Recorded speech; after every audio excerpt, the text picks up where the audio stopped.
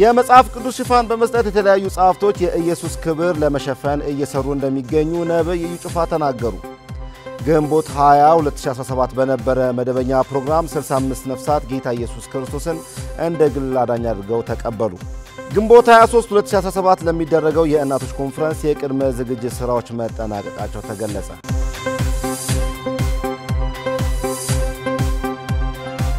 ሰላም ጤና ይስጥልን የተከበራችሁ ውድ ተመልካቾቻችን፣ ይህ በክራይስት አርሚ ቴሌቪዥን እየተዘጋጀ ወደ እናንተ የሚደርሰው የዜና ሰዓታችን ነው። ዜናዎችን በማቅረብ እኔ የምትስኖት ሀብቴ አብሬያችሁ ቆያለሁ። ወደ ዝርዝር እናልፋለን። የመጽሐፍ ቅዱስ ሽፋን በመስጠት የተለያዩ ጻፍቶች የኢየሱስ ክርስቶስን ክብር ለመሸፈን እየሰሩ እንደሚገኙ ነብይ እዩ ጩፋ ተናገሩ። ነብይ እዩ ጩፋ ይህን የተናገሩት ግንቦት 20 2017 በተደረገ መደበኛ የአምልኮ ጊዜ ነው። ዝርዝሩን ሪፖርተራችን ኢየሩሳሌም ጳዳዳ እንደሚከተለው ታቀርበዋለች። የክራይስት አርሚ ዓለም አቀፍ ቤተክርስቲያን ግንቦት 20 2017 ዓመተ ምህረት መደበኛ ፕሮግራም በተለያዩ የአምልኮ ስርዓቶች ተከናውኖ አልፏል። በእለቱም ነብይ እዩ ጩፋ የእግዚአብሔርን ቃል በኃይልና በስልጣን የሰበኩ ሲሆን ዮሐንስ ራእይ ምዕራፍ 5 ቁጥር 13 እና 14ን በመጥቀስ ለታረደው በግ ብቻ በሚል የመጽሐፍ ቅዱስ ሐሳብ አካፍለዋል። የራእይ መጽሐፍ ዮሐንስ የእግዚአብሔርን ዓለም በመንፈስ ቅዱስ ምሪትና ኃይል አማካኝነት በመቃኘት እንደጻፈው አስረድተዋል። በዮሐንስ ራእይ መጽሐፍ የተጠቀሱት ሽማግሌና እንስሳቶች ለታረደው በግ ብቻ ኃይልና ምስጋና ጥበብ ባለጠግነት ይሁን ሲባል በታላቅ ድምጽ አሜን ይሉ እንደነበር በእለቱ በነበረው የቃል አስተምሮ ላይ ተናግረዋል።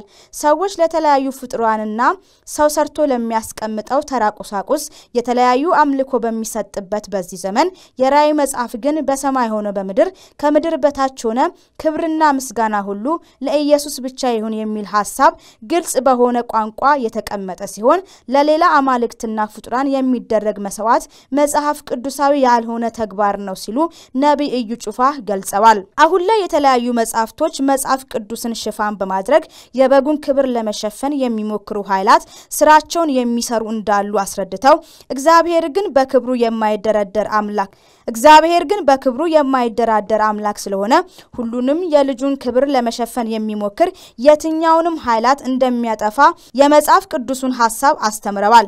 ዮሐንስ በራእዩ የተመለከተው ስግደት የሚቀበል ሌላ አምላክ ስላልነበረ ለፍጥሯን የተደረገ አምልኮ ከምድር ላይ መጥፋት እንዳለበትና ተሰብኮና ተዘምሮ የማያልቅ ርዕስ ኢየሱስ ብቻ በመሆኑ አምልኮ ለሱ ብቻ ነው ሲሉ ነብይ እዩ ጩፋ በአጽንኦት ገልጸዋል።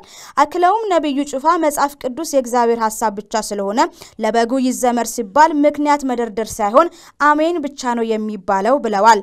እግዚአብሔር ሁሉንም ነገር ለኢየሱስ እንደሰጠውና እንዳስገዛለት በመናገር መላእክቶች ክብር ለበጉ ብቻ ሲባሉ አሜን እንደሚሉ የእግዚአብሔር ሰው በእለቱ ቃል አስተምሮታቸው ላይ ተናግረዋል። ከበጉ ክብር የተነሳ ምንም የሚታይ ነገር እንደሌለ የተናገሩት ነብይ እዩ ጩፋ ዮሐንስም የተመለከተውና የሰማው የበጉን ክብርና ድምጽ ስለሆነ ያን እውነት በመያዝ ስለ ኢየሱስ በድፍረት በመናገር የሰይጣንን መንግስት እንበዘብዛለን ብለዋል። ስለ ኢየሱስ ሲወራ ደስ የማይላቸው የሰይጣን አፈቀላጤዎች ቢኖሩም እኛ ደግሞ የኢየሱስ አፈቀላጤዎች ስለሆነን በደስታ እንናገራለን ያሉ ሲሆን ሞት፣ ስደት፣ ስቃይና መከራ ይህንን እውነት ከመናገር እንደማያሸሹን በእለቱ በነበረው የቃል አስተምሮታቸው ላይ ተናግረዋል። ግንቦት 20 2017 በተደረገ መደበኛ ፕሮግራም 65 ነፍሳት ጌታ ኢየሱስ ክርስቶስ እንደ ግል አዳኝ አድርገው ተቀበሉ።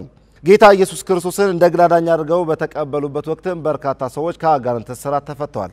ይህና ዝርዝር መረጃዎችን ኢየሩሳሌም ጳዳዳ ያዘጋጀችውን ሪፖርት ቀለም ይሳቅ እንደሚከተለው ታቀርበዋለች።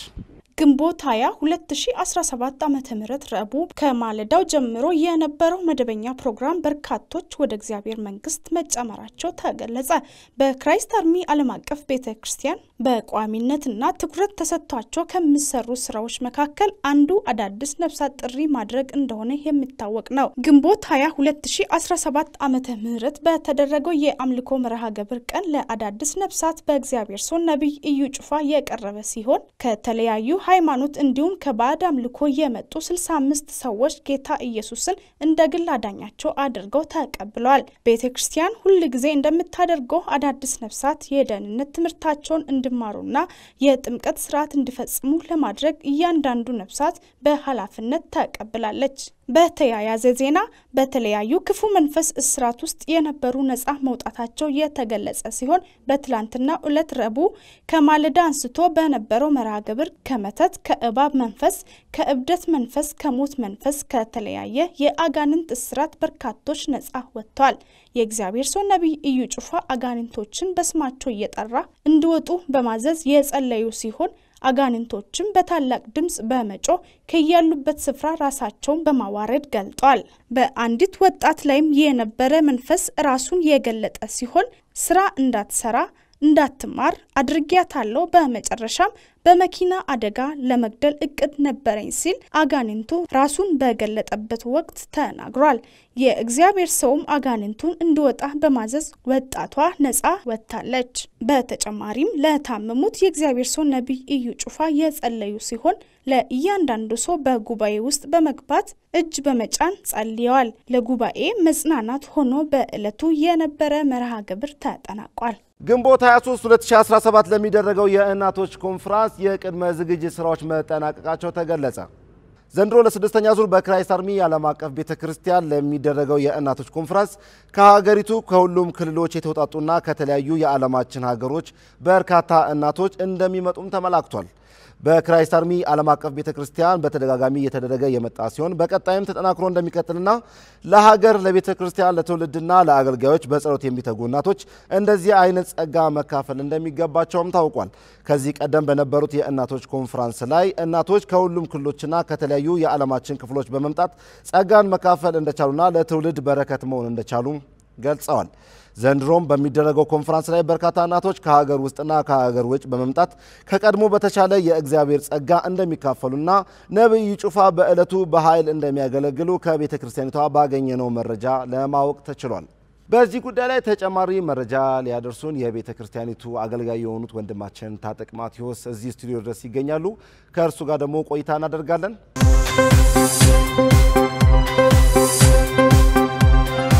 በጉዳይ ላይ ተጨማሪ መረጃ ለታደርሰን እዚህ ስቱዲዮ ድረስ ስለተገኘ አገልጋይ ታጠቅ ማቴዎስ እጅግ አድርገን እናመሰግናለን። እኔም እጅግ በጣም አድርጌ አመሰግናለሁ። እንኳን ደህና መጣ። እንኳን ደህና ቆያችሁኝ። እሺ የእናቶች ኮንፈረንስ በተመለከተ ከዚህ ቀደም የነበረው ፕሮግራም ምን ይመስል ነበር? ዘንድሮ ደግሞ ለስድስተኛ ዙር እንደሚደረግ በተለያዩ በሚዲያ አማራጮች ላይ ተናግረናልና ከዚህ ቀደም የነበሩት 5 ዙሮች ምን ይመስሉ ነበር?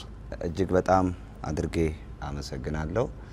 እንግዲህ የእናቶች ፕሮግራምን የእግዚአብሔር ሰው ነቢይ እዩ ጩፋ በተቀበለው ራይ መሰረት ነው ይህ ፕሮግራም እየተካሄደ የሚገኘው። ለ5 ተከታታይ ዙሮች ከዚህ ቀደም ተደርጓል። አሁን ደግሞ ስድስተኛው ዙር እንግዲህ ቀደም እንዳልከው ግንቦት 23 2017 ዓ.ም በዕለተ ቅዳሜ ነው የሚካሄደውና በዚህ ባለፉት የእናቶች ፕሮግራም ላይ እጅግ በጣም እግዚአብሔር ታላላቅ ነገሮችን አድርጎ በልዩነት የተጠናቀቀ ፕሮግራም ነበረ። የእግዚአብሔር ሰው ነቢይ እዩ ጩፋ አገልግሎት ፓኬጅ ነው ስለ በዚህ አገልግሎት ውስጥ የእግዚአብሔር ቃል በኃይልና በስልጣን ይታወጃል። ለሰዎች ነፃ መውጣት የእግዚአብሔር ሰው ይጸልያል፣ ለበሽተኞች ይጸልያል። ታላላቅ ምስክርነቶች በቤተ ክርስቲያናችን ላይ ይካሄዳሉ።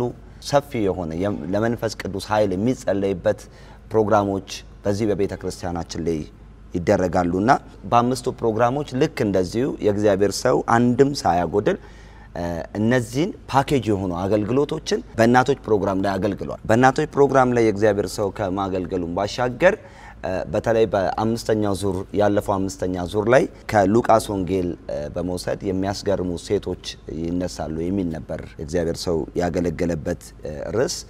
በዚህ ፕሮግራም ላይ ብዙ በርካታ እናቶች ከአጋንንታዊ ስራት ተፈተዋል። የአርነት ጊዜ ነበርና እግዚአብሔር ፈቷቸዋል እናቶቻችንን። ሌላው ለበሽተኞች ተጸልየዋል። ታላላቅ ምስክርነቶች በእለቱ ሆነዋል። ለመንፈስ ቅዱስ ሙላት እግዚአብሔር ሰው በዛ ፕሮግራም ላይ ጸልየዋልና የእናቶችን ፕሮግራም እንደ ሌሎች ፕሮግራም የማናያቸው ለምንድነው ካልከኝ ኢትዮጵያ ላይ እንግዲህ እናቶች ሲባሉ በመንፈሳዊ መንገድ ደረጃ ላይ ምን ያህል ተጽኖ አንደኛው ጸሎት ለሀገራቸው ለቤተሰቦቻቸው ለእያንዳንዱ ለቤተ ክርስቲያን ማድረጋቸው ነውና የእግዚአብሔር ሰው ሁሉ ጊዜ በአገልግሎቱ የሚናገራቸው ነገሮች አሉ። የመጀመሪያው እናቶቻችን ይላል። ለኔ ኢትዮጵያ ላይ ያሉ በብዙ ሚሊዮን የሚቆጠሩ እናቶች ይጸልያሉ ይላልና የእግዚአብሔር ሰው በእናቶች ጸሎት ያምናል። ለዛ ነው ይህንን የእናቶች ፕሮግራም ሲሪየስ ሆነን እንደ ቤተክርስቲያን የእግዚአብሔር ሰው በተቀበለው ራዕይ መሰረት እየተካሄደ የሚገኘው። ይህ ፕሮግራማችን ተጠናክሮ ይቀጥላል። አሁን 5ኛ ዙር ነው፣ ቀጣይ 6 ነው አሁን እየደረሰ ያለው ግንቦት 23። ከዚህም በኋላ ከግንቦት 23ቱም የእናቶች ፕሮግራም በኋላ ይሄ እናቶች ፕሮግራም በቤተክርስቲያናችን ጌታ ኢየሱስ እስኪመጣ ድረስ የሚከናወን ፕሮግራም ይሆናል ማለት ነው። በጣም አድርጌ አመሰግናለሁ። በተጨማሪም እስቲ የዘንድሮስ ቅድመ ዝግጅት ስራዎች ምን ይመስላሉ? እናቶችን ያው በተለየ መንገድ ነው የምንቀበለው የሚል መልእክት አዘል ንግግር አስተላልፋልና ዘንድሮስ ቅድመ ዝግጅት ስራዎች ምን ይመስላሉ? ምን እንጠብቅ ካልከኝ በእናቶች ፕሮግራም ላይ ጸሎት ለሀገራችን የምንጸልይበት ለቤተክርስቲያናችን የምንጸልይበት በተለየ ሁኔታ ደግሞ የእግዚአብሔር ሰው ለመንፈስ ቅዱስ ሙላት የሚጸልይበት ለመንፈስ ቅዱስ ሙላት የሚጸልይበት ስለ ቤተክርስቲያናችን በመንፈስ ቅዱስ ኃይል ታምናለች። አገልግሎቱም ደግሞ በኃይልና በስልጣን የሆነ ነው። ስለዚህ እነዚህ ታላላቅ ነገሮች የሚሆኑት መንፈስ ቅዱስ ሲንቀሳቀስ ነው። ስለዚህ ዕውቅና ትሰጣለች ቤተክርስቲያናችንና በእያንዳንዱ የቤተክርስቲያናችን ፕሮግራም ጭምር እኮ ነው ምልና ለመንፈስ ቅዱስ ኃይል የእግዚአብሔር ሰው በልዩነት ይጸልያል። ስለዚህ በዚህም በ6ኛው ዙር የእናቶች ፕሮግራም ምን እንጠብቅ ካልከኝ እናቶች በልዩ ኃይልና ክብር እንዲነሱ ይጸልያል። ምንድነው ራሱ የሚለው መጽሐፍ ቅዱስ በወንድና በሴት ባሪያዎቼ ላይ ከመንፈስ ያፈሳለሁ ነው የሚለውና ይሄ ምንድነው የሚያሳየው? መንፈስ ቅዱስ ምንም አይነት ቅድመ ሁኔታ እንደሌለው ለመምጣት ሰዎችን ለማግኘት ሰዎች ላይ ለመንቀሳቀስ የሰዎችን ማንነት አይፈልግም። በዚህ በእናቶች ፕሮግራም ላይ ምን እንጠብቅ ካልከኝ የእግዚአብሔር ሰው በልዩነት በመንፈስ ቅዱስ ኃይል ስለሚያምን ለመንፈስ ቅዱስ ሙላት የሚጸልይበት ጊዜ ይሆናል። በሁለተኛ ደረጃ ለነጻ መውጣት ይጸልያሉ። የእግዚአብሔር ሰው ነብዩ ጩፋ ለነጻ መውጣት ይጸልያል። ሌላው በተለያዩ ህመም ውስጥ ለሚገኙ ሰዎች እንዲሁም ደግሞ ለበረከትና ለስኬት ለናቶች በልዩነት የሚጸለይበት ጊዜ ይሆናል።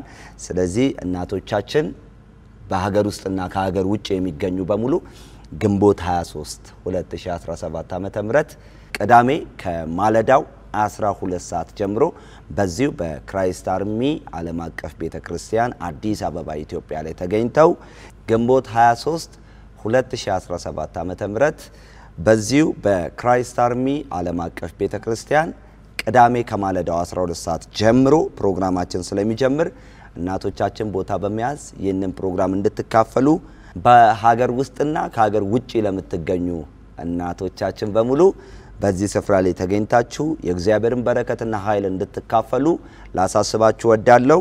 እሺ ከእናቶችስ ምን ይጠበቃል የሚለው ወደዚህ ሲመጡ የሚያሟሉት መስፈርት ካለ እሱን በዚህ አጋጣሚ ደግሞ መልእክቱን እንዲያስተላልፉ። እናቶች ወደዚህ ስፍራ ሲመጡ አንድ ማድረግ ያለባቸው ነገር ለምን እንደሚመጡ ማመን መቻል አለባቸው። እግዚአብሔር በባሪያው በኩል አልፎ እንዲገልጥ እናቶች ለምን እንደሚመጡ ካመኑ በትክክል እዚህ ካለው መንፈስ ጋር ይገናኛሉና ከናቶች ምን እንጠብቅ ላልከኝ ጥያቄ የመጀመሪያው ነገር ማመን ነው። ሁለተኛው ነገር ደግሞ ምንድነው ካልክ ማስታወሻ ደብተር መጽሐፍ ቅዱስ ስክሪፕቶ በመያዝ ወደ ክራይስት አርሚ ዓለም አቀፍ ቤተክርስቲያን አዲስ አበባ ኢትዮጵያ ይገኛሉ ማለት ነው።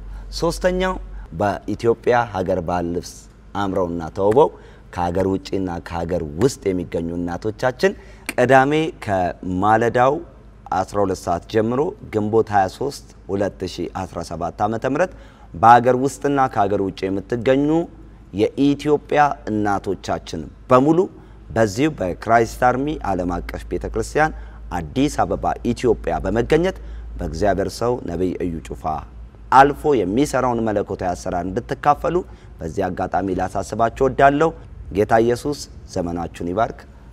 አመሰግናለሁ። እሺ አገልጋይ ታጠቅ ማቴዎስ ስቱዲዮስ በመምጣት ለሰጡን ተጨማሪ ማብራሪያ እጅግ አድርገን እናመሰግናለን። መልካም ቀን። አመሰግናለሁ። እሺ ቴንክ ዩ ተባረክ።